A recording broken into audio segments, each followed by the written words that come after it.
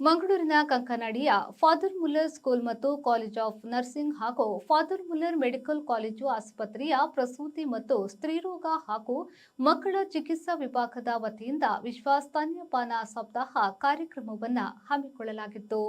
ಮಂಗಳೂರಿನ ಕಂಕನಾಡಿಯ father Muller ಆಸ್ಪತ್ರೆಯ ಆವರಣದಲ್ಲಿ ನಡೆದ ವಿಶ್ವ ಸ್ತನ್ಯಪಾನ ಸಪ್ತಾಹ ಕಾರ್ಯಕ್ರಮವನ್ನು ಗಣ್ಯರು ದೀಪ ಬೆಳಗಿಸಿ ಉದ್ಘಾಟಿಸಿದರು. ಈ ವೇಳೆ ಮಹಿಳಾ ಮತ್ತು ಮಕ್ಕಳ ಅಭಿವೃದ್ಧಿ ಇಲಾಖೆಯ ಉಪನಿರ್ದೇಶಕರಾದ ಶ್ರೀಧರ್ ಎಂಎಸ್ ಅವರು ಮಾತನಾಡಿ, ವಿಶ್ವ ಸ್ತನ್ಯಪಾನ ಸಪ್ತಾಹ ಕಾರ್ಯಕ್ರಮವು ಸಾಕಷ್ಟು ಜಾಗೃತಿ ಮೂಡಿಸುವ ಕೆಲಸ ಆಗಬೇಕು. ಇದರ ಬಗ್ಗೆ ಹೆಚ್ಚು ಮಾಹಿತಿ ನೀಡುವ ಕೆಲಸ ನಿರಂತರವಾಗಿ ಆಗಬೇಕು ಎಂದು ಹೇಳಿದರು. ಮಹತ್ವ ಹೆಚ್ಚಾಗ್ತಾ ಇದೆ. ಯಾಕೆ ಅಂತ ಅಂದ್ರೆ ಈಗ ನಾವು ಇದರ ಬಗ್ಗೆ ನಾವು ಜನರಿಗೆ ಸಾಕಷ್ಟು ಅರಿವನ್ನ ನಮ್ಮ ಇಲಾಖೆ ಮೂಲಕನೂ ನಾವು ಮಾಡ್ತಾ ಇದ್ದೇವೆ. ಜೊತೆಗೆ ಆರೋಗ್ಯ ಇಲಾಖೆ ಮತ್ತೆ ಬೇರೆ ಬೇರೆ ಸಂಸ್ಥೆಗಳ ಮೂಲಕನೂ ಕೂಡ ಇದು ಆಗ್ತಾ ಇದೆ. ಆದರೂ ಕೂಡ ಜನರಲ್ಲಿ ಅರಿವು ಜಾಸ್ತಿ ಆಗಿದೆಯಾ ಅಂತ ಅಂದ್ರೆ ಅದು ಕಡಿಮೆ ಆಗಿದೆ. ಆ ಕಾರಣಕ್ಕಾಗಿ ಈ ಒಂದು ಸಪ್ತಾಹದ ಒಂದು ಮಹತ್ವ ದಿನೇ ದಿನೇ ಹೆಚ್ಚಾಗ್ತಾ ಇದೆ. NFHS 4 ಮತ್ತೆ NFHS 5 ನಡುವೆ ನಾವು ನೋಡಿದಾಗ ಈ ಒಂದು ಬ್ರೆಸ್ಟ್ ಫೀಡಿಂಗ್ ಪ್ರಮಾಣ ಏನಾಗಿದೆ ಅಂದ್ರೆ ಅದನ್ನ ಸಮರ್ಪಕವಾಗಿ ಮಾಡ್ತಕ್ಕಂಥದ್ದು 8% ಕಡಿಮೆ ಆಗಿದೆ. ಆದರೆ ನಮ್ಮ ಅವೇರ್ನೆಸ್ನಿಂದಾಗಿ ಅದು ಜಾಸ್ತಿ ಆಗಬೇಕಿತ್ತು, ಅದು ಆಗಿಲ್ಲ. ಹಾಗಾಗಿ ಈ ಒಂದು ಕಾರ್ಯಕ್ರಮಕ್ಕೆ ಅತ್ಯಂತ ಹೆಚ್ಚಿನ ಮಹತ್ವ ಇದೆ. ಈ ಒಂದು ಕಡಿಮೆ ಆಗೋದಕ್ಕೆ ಏನು ಕಾರಣ ಅಂತ ಅಂದ್ರೆ ಮೊದಲನೇದಾಗಿ ನಾವು ಏನು ನೀವೆಲ್ಲ ಇಲ್ಲಿ ಕೂತಿದ್ರಿ ನೀವುಗಳೇ ಕಾರಣ ಅಂತ ಹೇಳಬೇಕಾಗ್ತದೆ. ಯಾಕೆ ಅಂತ ಅಂದ್ರೆ ಇವತ್ತೇನಾಗಿದೆ, ಸಾಕಷ್ಟು ಸಿಸೇರಿಯನ್ ಆಗ್ತದೆ. ಆಲ್ಮೋಸ್ಟ್ ಮೋರ್ ದ್ಯಾನ್ 50%, ನಿಯರ್ಲಿ 70% ವರೆಗೂ ಕೂಡ ಇವತ್ತು ಸಿಸೇರಿಯನ್ ಆಗ್ತದೆ.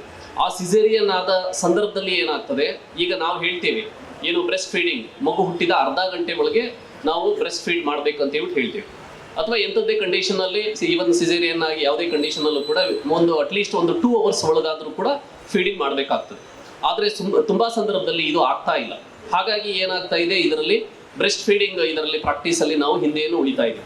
ಕಾರ್ಯಕ್ರಮದ ಅಧ್ಯಕ್ಷತೆಯನ್ನು ವಹಿಸಿದ್ದ ಸಂಸ್ಥೆಯ ನಿರ್ದೇಶಕರಾದ ರೆವರೆಂಡ್ ಫಾದರ್ ಪೌಸ್ಟಿನ್ ಲುಕಾಸ್ ಲೋಬೋ ಅವರು ಮಾತನಾಡಿ, ಇದೊಂದು ಉತ್ತಮವಾದ ಕಾರ್ಯಕ್ರಮವಾಗಿದೆ. ಹುಟ್ಟಿದ ಮಗುವಿಗೆ ಎದೆ ಹಾಲು ಅತಿ ಮುಖ್ಯವಾಗಿದೆ. ಹೆಚ್ಚು ಜಾಗೃತಿ ಮೂಡಿಸುವ ಕೆಲಸ ನಿರಂತರವಾಗಿ ಆಗಬೇಕಾಗಿದೆ ಎಂದು ಹೇಳಿದರು. ಜಾಸ್ತಿಯಾಗಿ ಮಾತಾಡೋದು ದೈಹಿಕ ಆರೋಗ್ಯದ ಬಗ್ಗೆ. ದೇಹಕ್ಕೆ ಸ್ತನ್ಯಪಾನ ಯಾವ ರೀತಿಯಲ್ಲಿ ಉಪಯುಕ್ತ, ಇದರಿಂದ ದೇಹ ಹೇಗೆ ಸದೃಢವಾಗಿ ಬೆಳೆಯಲು ಸಾಧ್ಯ, ಮಗುವಿನ ದೇಹ, ಅದಕ್ಕೆ ಮೊಲೆಹಾಲು ಅಥವಾ ಸ್ತನ್ಯಪಾನ ಅಗತ್ಯ ಎಂಬುದನ್ನು ನಾವು ತಿಳಿತೇವೆ. ಅದು ಖಂಡಿತವಾಗಿಯೂ ಸತ್ಯ. ಸ್ತನ್ಯಪಾನ ಅಥವಾ ಮೊಲೆಯೂಡಿಸುವಿಕೆ ಏನಿದೆ ಅದು ನಿಜವಾಗಿಯೂ ಮಗುವಿಗೆ ಯೋಗ್ಯ ಆಹಾರ ಮತ್ತು ಔಷಧವನ್ನು ಕೂಡ ನೀಡುತ್ತದೆ. ನಾವು ತಿಳಿದಿದ್ದೇವೆ, ಈ ಹಾಲು ಮೊದಲ ಬಾರಿಗೆ ಕೊಟ್ಟಾಗ ನಾವು ಲಸಿಕೆ ಕೊಟ್ಟ ಹಾಗೆ ಈ ಹಾಲಿನ ಮೂಲಕ ಆಹಾರ ಮಾತ್ರ ಅಲ್ಲ, ಆರೋಗ್ಯಕ್ಕೆ ಬೇಕಾದ ಎಲ್ಲ ರೀತಿಯ ಔಷಧಗಳು ಅದರಲ್ಲಿ ಸಿಗ್ತಾ ಇವೆ. ಆ ಹಾಲನ್ನು ನಾವು ಮೊದಲನೇದಾಗಿ ಕೊಡುವುದು ಅತಿ ಅವಶ್ಯಕ. ಅದರ ನಂತರ ಮಗುವು ನೋಡಿ, ಸುಮಾರು 2 ವರ್ಷದ ತನಕ ತನ್ನಿಂತಾನೇ ಆಹಾರವನ್ನು ಹುಡುಕಿಕೊಂಡು ಹೋಗ್ಲಿಕ್ಕಾಗಲ್ಲ, ಆಹಾರವನ್ನು ಸಿದ್ಧಪಡಿಸಲು ಸಾಧ್ಯ ಇಲ್ಲ. ಹಾಗಿರುವಾಗ ಆ ಪರಿಸ್ಥಿತಿಯಲ್ಲಿ ಏನು ತಾಯಿ ಕೊಡುತ್ತಾರೆ ಅಥವಾ ಉಳಿದವರು ಕೊಡುತ್ತಾರೆ, ಅದರ ಮೇಲೆ ಹೊಂದಿಕೊಂಡು ಈ ಮಗು ಇದೆ.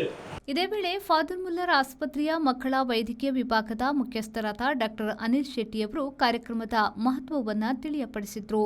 ಸುಸ್ಥಿರ ಜೀವನದ ಆರಂಭಕ್ಕಾಗಿ ಸ್ತನಪಾನ.